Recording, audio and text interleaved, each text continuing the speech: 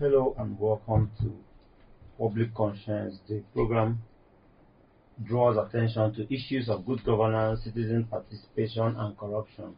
The program is brought by the Progressive Impact Organization for Community Development, PRIMORG, in partnership with the MacArthur Foundation. I am Chidozie Ogbonnaya with Adaobi Obiabu. Thank you for joining us. The spelling of PRIMORG is PRIMORG. On Public Conscience, we seek to increase the level of accountability in governance and promote citizens' active participation and involvement. To hold leaders accountable, we raise issues of national importance to increase your consciousness as a citizen. In today's program, we will be examining the level of transparency and accountability in the management of public funds and implementation of public policies in all 36 states and the Federation. We will be anchoring the conversation on the latest Subnational Audit Efficacy Index report conducted by Paradigm Leadership Support Initiative, PLSI. It is common knowledge that many Nigerian states are struggling financially. Some of them are unstable, heavily indebted, or challenged with revenue generation.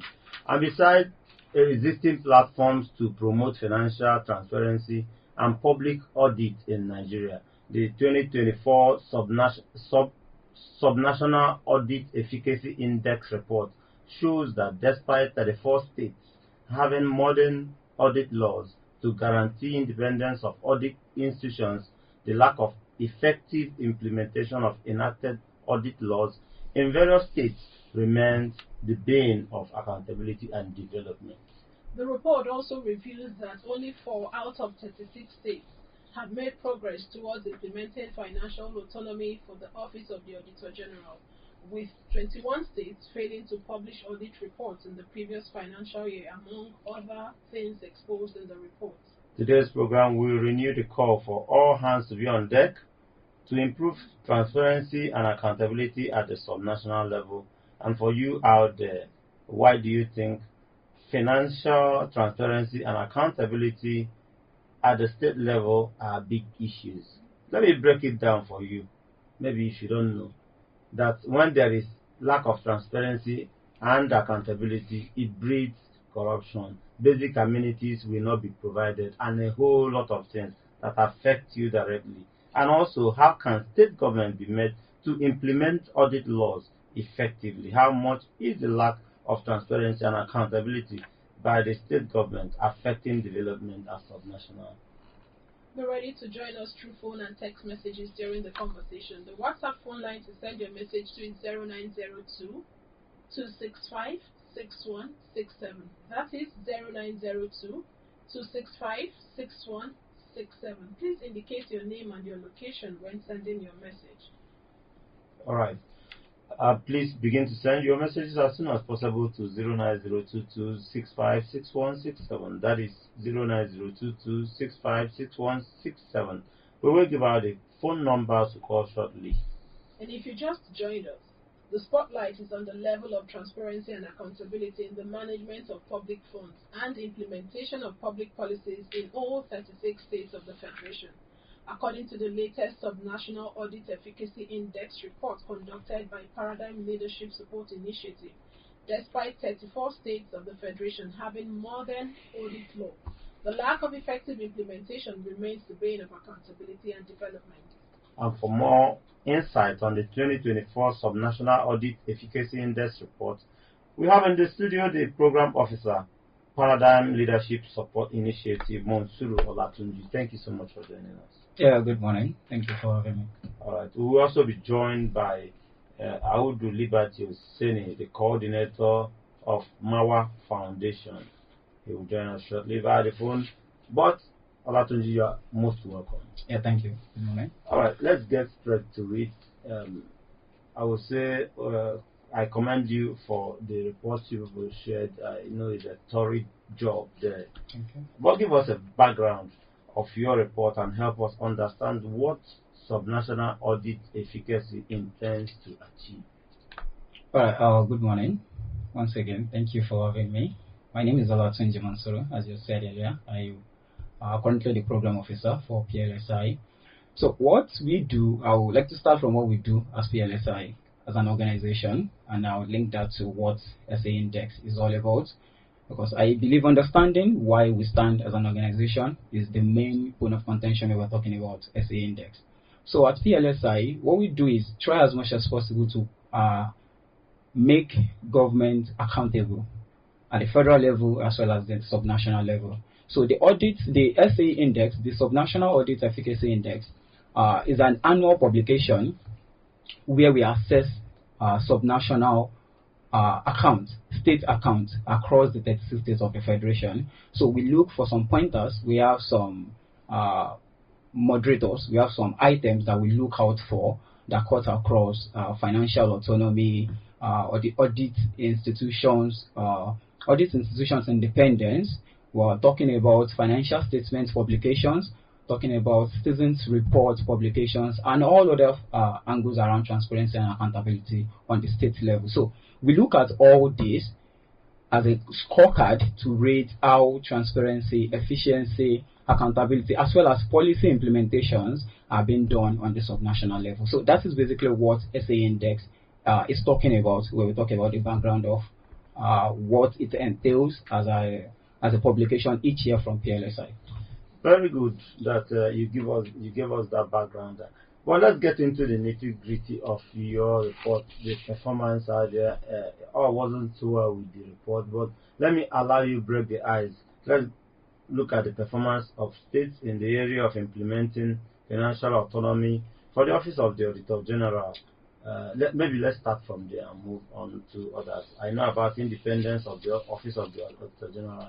Tell us how states are performing there, the ones that are impressing us, the ones that we need to wait for. Financial autonomy. So talking about financial autonomy, just 4 states out of the 36, these 4 states that are actually leading the SA Index report for the year, talking about Yobe that came first, talking about Anambra that performed well. So those are the ones that are taking steps towards implementing financial autonomy. And when we talk about financial autonomy for Office of the Auditor General in states, so some people actually think financial autonomy simply means them preparing their budget, because if you look at the state's budget, the Office of the Auditor General has their own budget separately, prepared by them, assigned as part of the budget of the state.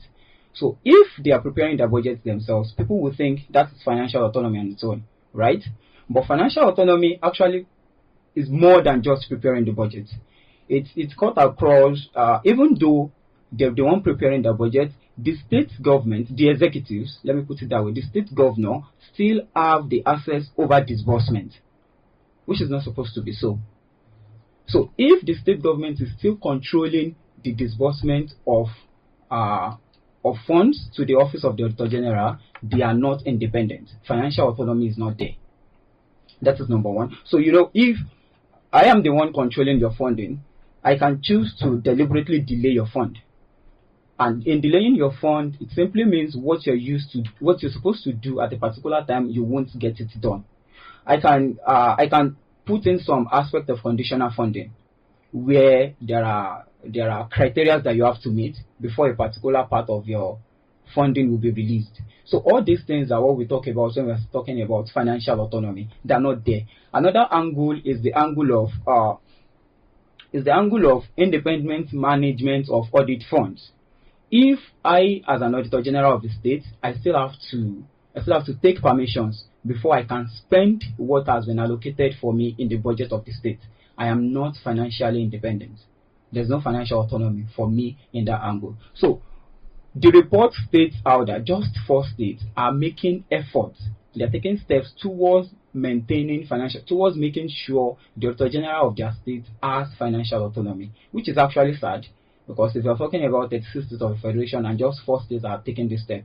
And these 4 states are Yobe, Anambra, Ekiti is part of there, and Delta. Okay, yes. Mansur, let me come in there. I know that when we take it up from the Auditor General for the Federation, Section 81, subsection 5 of the Constitution provides for direct payment from the Consolidated Revenue Funds to INEC, National Assembly, and the judiciary through the National Judicial Council for disbursement. The Office of the Auditor General for the Federation has also been advocating for this same fund to be given to them, talking about a consolidated revenue fund for them to have to directly. Yes. So are you trying to say that at the state level, we do not have states, or the Auditor General for the states does not have this form of direct disbursement to the Auditor General for the state? No, they don't. So are they mere cashiers, or just, because the independents I also included. What about their independence? That is what we're saying, that they are not independent presently. And if we look at the Mexican Declaration for 2007 that talks about 8 principles for the Supreme Audit Institutions, financial and administrative independence, that's section number 8, right? The 8th principle for that declaration. Does it mean that for us at the state level, we are not anywhere close to financial and administrative independence? That is absolutely what it means. On the state level, the audit institutions on the state level are still being controlled by the executive arms of government, especially in their financial aspect, which I've just stated around angle of disbursement of funds, utilization of funds. As a matter of fact, another thing is the amount that has been budgeted for auditor generals in the state. When I was going through the report earlier yesterday, so one particular state stopped me because I'm from Ogun State actually. So I checked for my state, looking at the 2024 budget for my state. Just 11 million naira was budgeted for the Office of the Auditor General. 11 million naira out of 703 billion naira budget for the state. The total budget for the state was 703 billion naira, and just 11 million naira was budgeted for the Office of the Auditor General. So we are expecting that office to use 11 million naira to audit financial statements of over 703 billion naira. That is just 0.001% of the state budget. So it is as good as the office. There's no seriousness with the government is not taking the importance of that, what the office should bring to the table seriously. They are not taking it serious. Letting it slide. But we'll come back to you to get more from your report. We've now been joined by Audu Liberty Oseni, who is the coordinator of the MacArthur Foundation. Thank you so much for joining us. All right, we have been looking at audit reports, and we've been talking about at the state level. Actually, I don't know if you have gone through that report of the subnational audit efficacy, but if you have, what is your reaction to this latest subnational audit efficacy index report showing that many states of the federation are unable to implement audit laws, transparency and accountability, still posing serious developmental challenges? I can hear you. Yes, thank you for having me. For me, really, there's nothing surprising. There's nothing shocking. Because the state itself is not interested in any accountability. So when I saw the report, it simply echoed what we all know, because the problem is those who are in power, the state governors, their ministers, their commissioners and other people in power, they look at public money as their personal money. So it's you don't expect any of them to give you any serious financial audit. And that's why and also that way, because go and check all the contract awards, check the procurement processes. How many of them went through, or how many of them passed through rigorous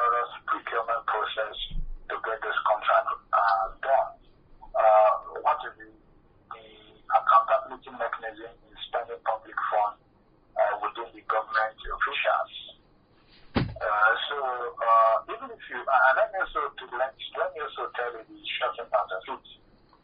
Even if you decide to do real financial audit, the real financial audit will not even come to public space. It will even come to public domain. At the end of the day, it's also, even if you have opportunity to have sincere conversation with those who did the purported reports, the purported financial audit in the report, you may find out that they may have influence to do this kind of audit. It's not even what they found, is what you see. And of course, I heard the other guest speaking about the meager amount of money given to them for auditing. So at the end of the day, you just found out that really nobody cares about auditing. But let me also conclude by saying that often we also fail to understand that there is a difference between transparency and accountability. When the state governor collects money, let's say 3 million from the federal allocation, and it goes to the website to say, I've gotten 3 trillion, or 2 billion or 10 billion. That is transparency. For announcing that I have gotten my 3 billion or thereabout, that is transparency. But when the accountability issue comes, is that what did you do with the money? So often, because they have said they've gotten that, that's not the issue. The issue is accountability. You need to account how you spend public resources. Okay. And so long. Yeah. Can you hear me? I want to come in there. Some have said that the governors. Can you hear me? Yeah.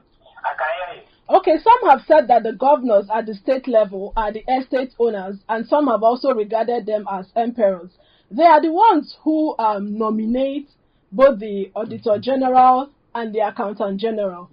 Do you think that the governors would allow or ensure that compliance at the state level is adhered to? And do you also think that both the Auditor General for the state, we also have Auditor General for local government, and also the Accountant General, do you think that they would ensure that transparency that we have talked about and accountability at the state level is adhered to? But the truth of the matter, therefore, is that the way they are appointed by the governor himself, you can't have this kind of accountability and transparency in this kind of system. It's not going to happen. Don't also forget that the idea of getting political appointment is not really to go and do any serious job. It's to come and chop. That's in Nigeria. That's what they look at. That's how they look at it in the context of Nigeria. Come and chop. So if it is to come and chop, you don't expect these guys to do the job. The state governor is all about what Nigeria do party government. And don't also forget that there's also what they term secret act, secrecy act in government. The state governors, with this kind of appointment, they are not going to open their book. And if you think that I am lying, of course, at the level of your organization, I know you do a lot of accountability projects. Approach state governor, approach any of the states to demand this FOI request. Because FOI is not even working in some of the states. They don't care. You're not going to put any report. You're not going to put any response. So, these guys, of course, don't also forget that the primary responsibility of the state House of Assembly, apart from making laws, which they don't even make, is to carry out oversight function. And across the 36 states of the Federation, the state House of Assembly members are practically in the pocket of the state governor. So who then is coming to ask, open up your book, let us see what is there? So I think that. Okay, Liberty, just along the line, the point you are making, because we are now looking for who will bear the cat. If the state assemblies that are now in the pockets of these emperors called governors, who will bear the cat? No, it's the challenging situation is that the people that can do this kind of a thing I am talking about are citizens engaged. And we have not been able to train or develop the level where we have active citizens that would demand public accountability. That's what the frustration is. We are still looking at democracy at the level of periodic election and the sanctity of the ballot. Of course, the sanctity of the ballot is fundamental in democracy. Election is fundamental in democracy. But the citizens must also begin to demand public accountability from the people. That's what it is. Until we get to that level where every local government, every ward, every geopolitical zone begin to demand public accountability to say, wait a minute, you are in this budget that you have approved. When you approve this budget, what is in it for us? Because the frustration for me is that if you go to the state level, all what you see is that I don't like using percent, but I know that huge number of people at the state level do not even pick up budget to look at. There's no budget debate. There's no participatory budgetary system, and there's no participatory governance. And the frustration again is that even in the state level, what is the capacity of the civil society and the media in the state level? Some of them are just interested in becoming the friends of the state. And even if you refuse to be the friend of the state, the chances that you may not even have the environment that you can do this public accountability conversation or accountability discourse. All right. For me, really, is that, of course, the people that were supposed to do this are the national assembly and the state assembly members, but they are not going to do it, and they are not doing it. I think that we need to find a way to design projects and programs that would domicile the people's capacity, that would strengthen people's capacity to demand that democracy itself, Nigerian state, at the level of federal, at the level of local, at the level of state, what they call subnational. All right. The citizens there must be able to begin to demand from their leaders to be accountable on how they deploy state resources. In that way, the leaders will also begin to know that people are asking accountability questions and they will do the right thing. I quite agree with you that citizens must wake up and take up the engagement and ensure that the right thing is done. But we must thank you so much for joining us this morning with your input here. It is invaluable. Thank you so much for being here. You're welcome. And you've been listening to Audu Liberty Oseni, Executive Coordinator at MacArthur Foundation. And this is still Public Conscience, a production of the Progressive Impact Organization for Community Development. And we've been looking at Subnational Audit Efficacy Index Report by Paradigm Leadership Support Initiative.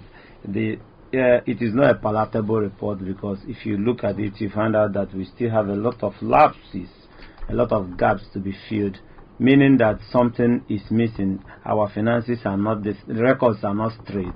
You want to say something because you want to open up the phone line? Yes, let me quickly ask you. I know that the audit law for Nigeria is as old as 1956, before Nigeria got its independence. Yes. Do you also, or are there states that have obsolete audit laws? Most of the states have current laws. For Ogun State, the audit laws for Ogun State was enacted in 2022. Even though as current as it is, like the report you read earlier from the SA Index, that 34 states of the Federation has modern law, except Anambra and Benue. Those are the two states that does not have modern law. Even at the point of where we still have these modern laws, it's like he said on the call, it boils down to deliberate actions towards implementing these laws? Because that's what your report said, that despite these 34 states having these modern laws, yes, they are not implementing them. Most are not. They are not implemented. They are not implemented. The laws are just there. It's no different from having something from 1956. Seriously, if it is modern and they are not implemented, it's as good as you don't have it already. All right, Mansuru, we'll come back to you for a more breakdown because you've not told us about those that published audit report. You tell us that when we get back from opening the phone lines. Please follow us on our social media platforms at Official PRIMORG. PRIMORG again is spelled PRIMORG, and remember that we are streaming live on Facebook at Official PRIMORG. And remember that this program is interactive. The WhatsApp phone line to send your message is 09022 656167 09022 656167. This number is for messages only. Please begin to send your messages now to 09022 656167, and you may want to join the conversation and have a say. Why do you think financial transparency and accountability at state level is a big issue? That is what we are asking. How can state governments be made to implement audit laws effectively? We are lacking in that area. How much does lack of transparency and accountability by state governments affect development at the subnational level? Mansur, let me quickly ask you this. I know that the government, that's the president, talking about autonomy, financial autonomy at the local government. Okay. We looked at the subnational reports. And at the state government, we all, aside from the Auditor General for the state, we also have Auditor General for local government. Yes. So if the independence of the local government comes, that's financial independence, autonomy comes in with full force, do you also think we are going to have Auditor General for the local government in the 774 local governments in Nigeria, or just one in each state as we have at the moment? I would have one in each local government, since if you're getting your money directly, if you have that financial autonomy, there should be accountability autonomy too. So if I'm getting money directly, I should be able to account for how much I'm spending the money, how well I'm spending the money. And even this financial autonomy for local government that we're talking about, as we're saying it, I was smiling. We were in this Nigeria when they were announcing financial autonomy, then we hear some states telling them that they still prefer collecting this from their governors. The JAC account. Yes, that they will still prefer taking it from the government, that they don't want this financial autonomy. So that is just the kind of situation we found ourselves. But to answer your question directly, yes, there should be a local government, an Auditor General for each local government to account for how money has been spent at the local government level. But isn't that because of the kind of system we run, whereby a local government chairman is usually, being appointed, yes, an appendage of the state government. But let me quickly come in again, Dozie, please. We know that at the federal, talking about an Auditor General for the Federation, when the reports come out, do we see National Assembly or Executive implement the recommendation from the Auditor General?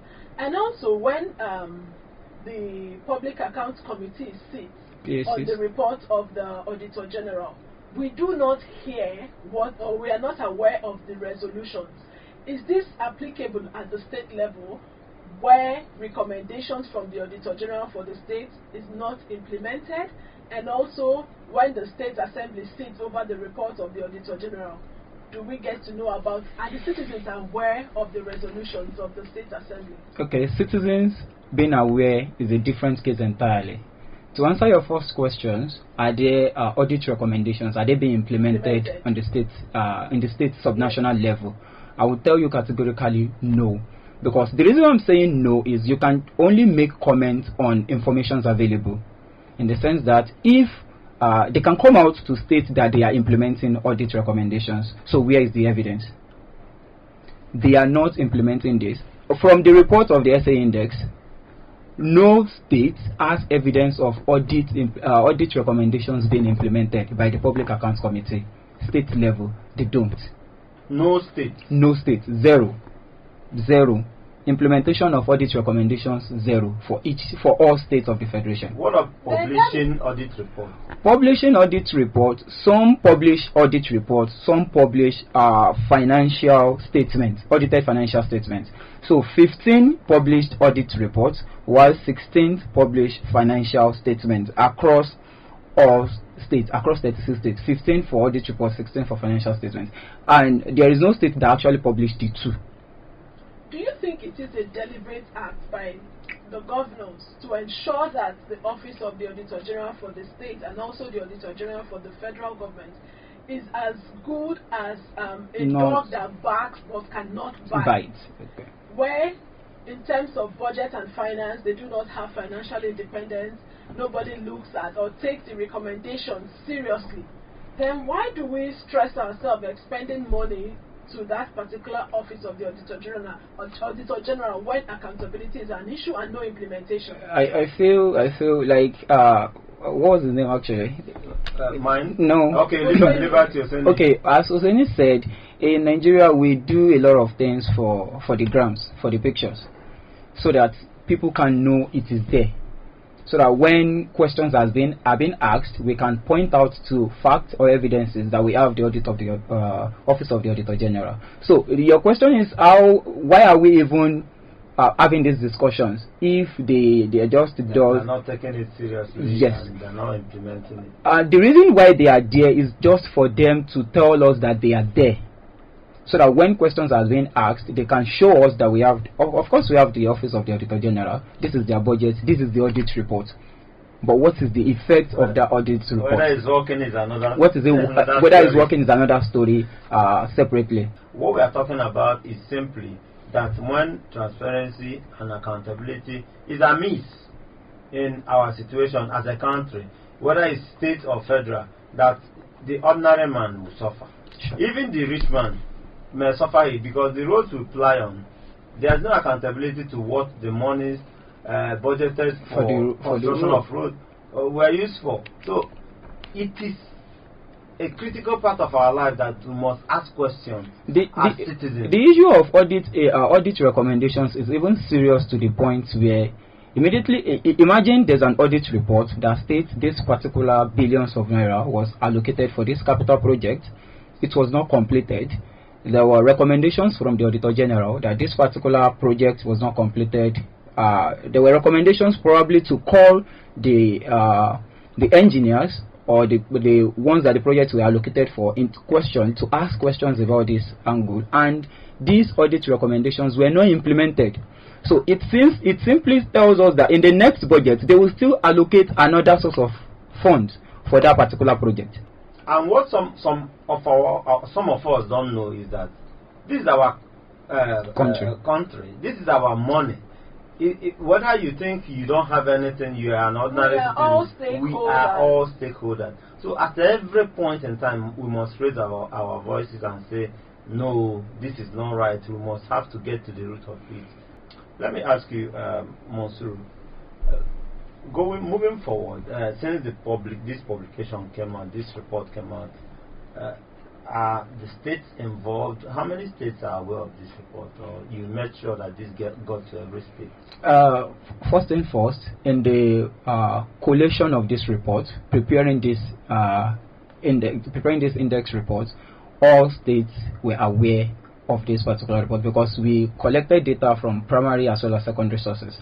Primary source in the sense that sending questionnaires to each state to ask questions, to gather reports from each state, and secondary data from publications from their website, the financial audit, the financial statement that they published online. So they are all aware of this particular. And at the launch of this report in Abuja, I think 2 weeks ago, we had at least 20 Auditor Generals from different states of the Federation present in Abuja at the launch of this document.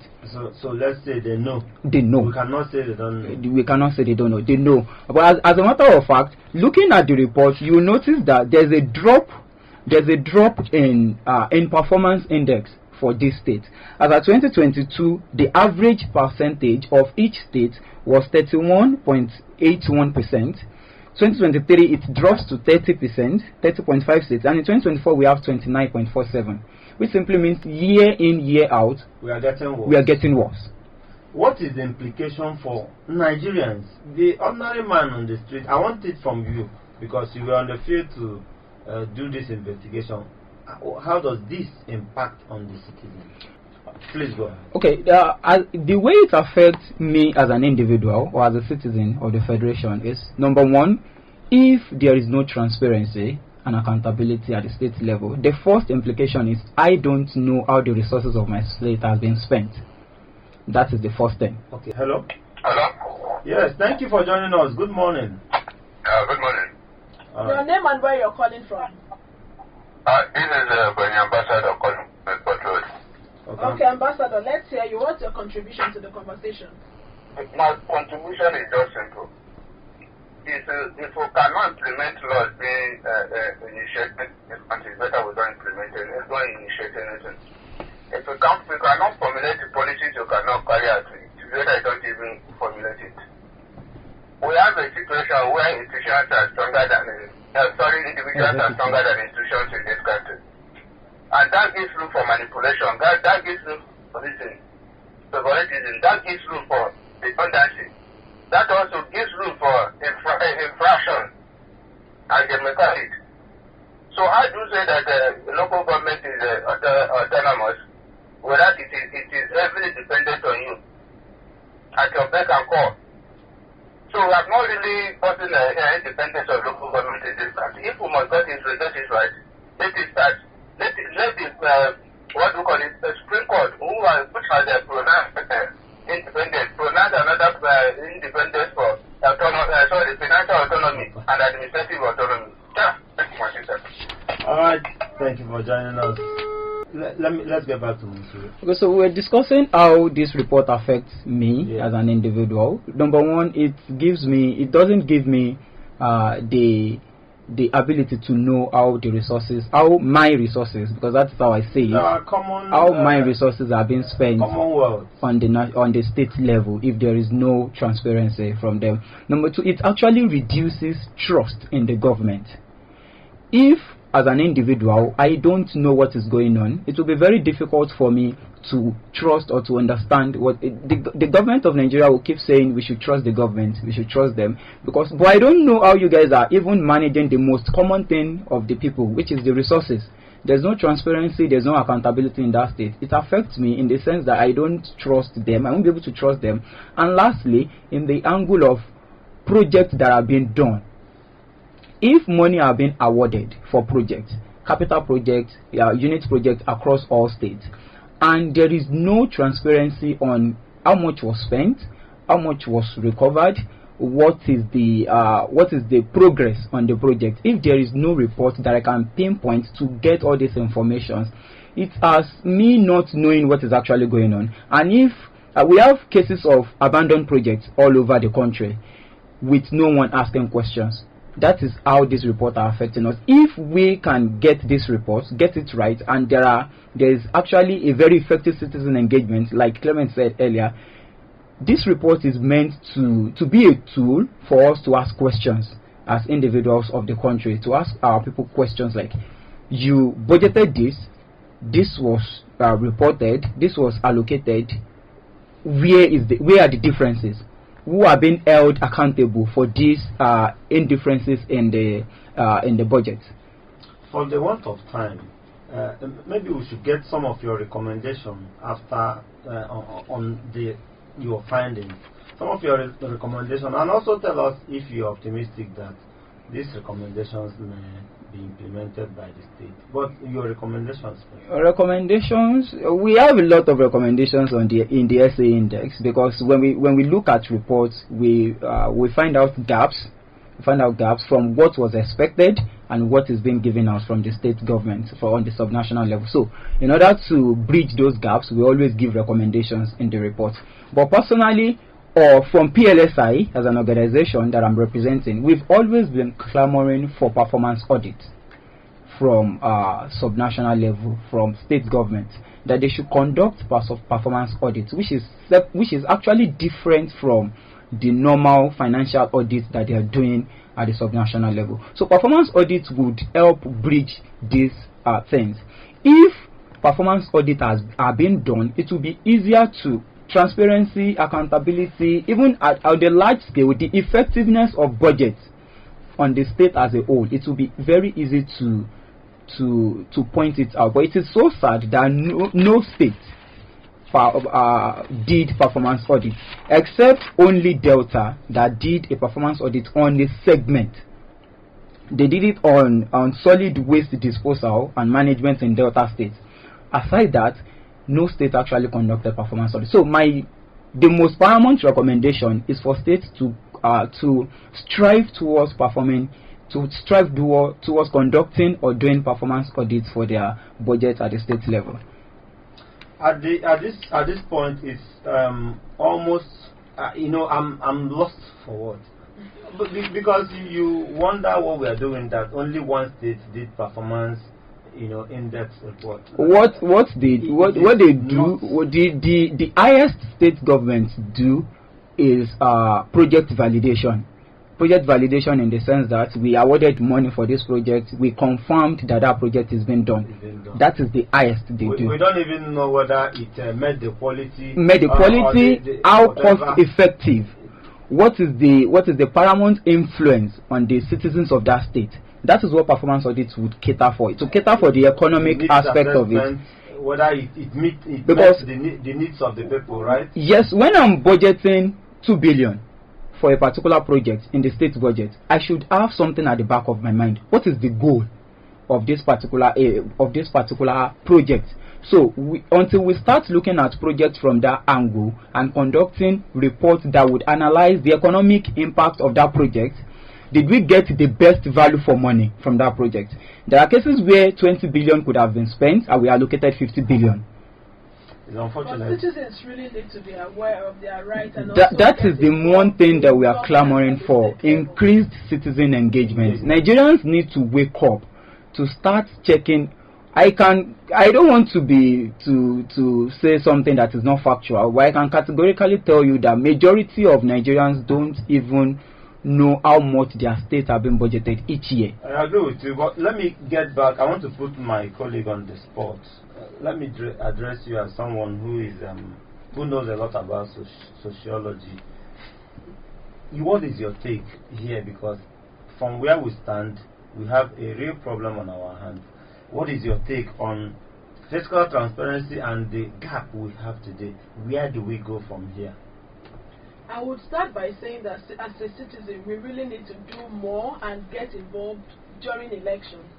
If we do not elect the right people who are conscious or those who are interested in good governance, then we will continue to have this challenge in terms of fiscal responsibility. If people are not transparent, they will not come out to tell you what they have done with your money. And as a citizen, we also need to learn how to ask questions. Get involved. Don't be intimidated. Absolutely. I agree with you. And I think our time is fast spent, and that's how we'll be wrapping up. Just one word from you as we wrap up. Where do we go from here? Nigerians should wake up. We should get involved. Just the simple word: get involved with the affairs of your state. Let's start from the state before we even tackle the presidency. Okay. Get involved in your state, your local government. Be involved as a citizen of the country. We should also know that effective functioning of the Office of the Auditor General for the Federation, Auditor General for the state, and Auditor General for the local government, they are all important. They need to be strengthened. Please visit our news website, PRIMORGnews.org. That is PRIMORGnews.org for all the details of our reports and interviews. Visit our website, www.primorg.org, to get all the information about PRIMORG. And lastly, before we go, I want our citizens, in a way of getting involved, is you following PLSI on all social media platforms. We have a copy of this report. Pick it up. You can read about your state, just to know how your state is faring. And I think from there you can start finding a way of asking questions. All right, and you can watch our videos on PRIMORG TV, which is our YouTube channel. Please subscribe to get reminders when we have a new post. and we appreciate the program officer at Paradigm Leadership Support Initiative, Monsuru Olatunji. Thank you so much for this interesting conversation. Thank you for being here. And also the coordinator of MAWA Foundation, Audu Liberty Osini, who joined us via the phone. Public Conscience has the support of the John D. and Catherine T. MacArthur Foundation, committed to building a more just, verdant, and peaceful world. Get more information about the foundation on its website, macfound.org. Join us again here next week when we have another episode of Public Conscience. And remember to follow us on Facebook, X, formerly Twitter, at Official PRIMORG. I remain Adaobi Obiabumo. And remember that birth registration and certificates are free if your child is under 18. Help stop the corruption in birth registration and do not pay for birth certificates. Also, remember that you can give us information or hints about corrupt acts through our phone at 09022656167 or info@primorg.org. I am Chidozie Ogbonnaya.